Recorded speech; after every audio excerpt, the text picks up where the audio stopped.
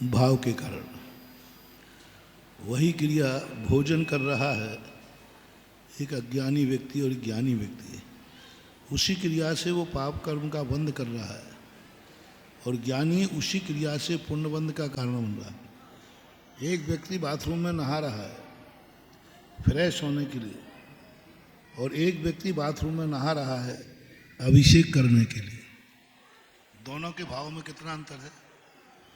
एक कह रहा है मैं नहा रहा हूँ क्योंकि मुझे अभिषेक करना, महाराज को आहार देना। आगम में कहा है बिना नहाए अभिषेक नहीं करना, तो वो नहाते समय आगम की आज्ञा मान रहा है और दूसरा व्यक्ति मौज के लिए, मजे के लिए, फ्रेश होने के लिए कर रहा है, तो वहाँ उसको बंद हो रहा है अशुभ का। और ये बाथरूम में भी अभिषेक के स्नान कर रहा है अभिषेक के लिए, तो वह बाथरूम में भी पुण्य का बंध करता है और पाप का क्षय करता है। अभिप्राय में ही तो अंतर है।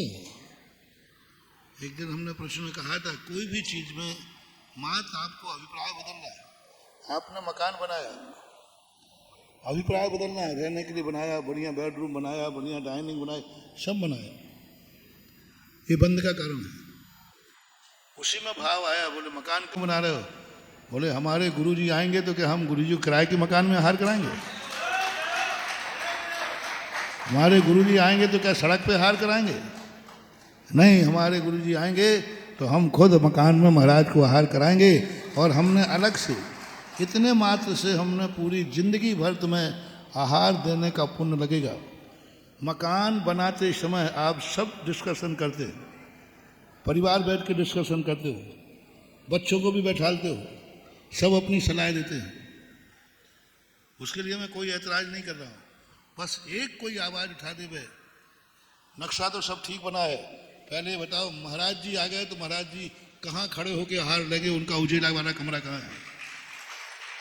नक्शे में मात महाराज जी के आएंगे तो वे आहार कहाँ लेंगे?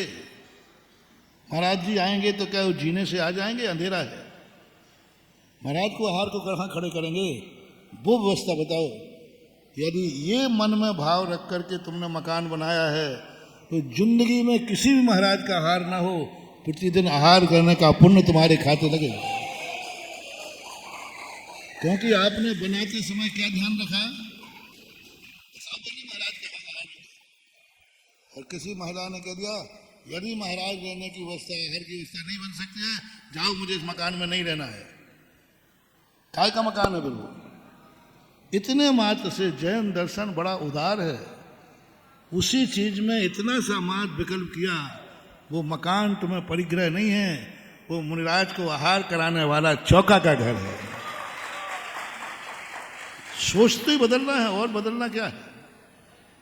हमने पूरे विस्तार से एक दिन शायद मुराजी में या कहीं पर पूरे विस्तार से कहा था कि संसार की पूरी जो तुम्हारी गृहस्थी है, इस पूरी गृहस्थी को तुम धर्ममय बना सकते हो, पूरी गृहस्थी को धर्ममय बना सकते हो। कहीं कोई पाप नाम की चीज होगी नहीं। सम्यक दृष्टि पाप करता ही नहीं है, सम्यक दृष्टि पाप करता ही नहीं है, क्योंकि उसकी दृष्टि में सम्यक दृष्टि हो गई। जिसकी दृष्टि अच्छी हो जाए उससे कभी पाप होता नहीं है। लगता है वो पाप कर रहा है, लेकिन उसकी दृष्टि में पाप नहीं आता।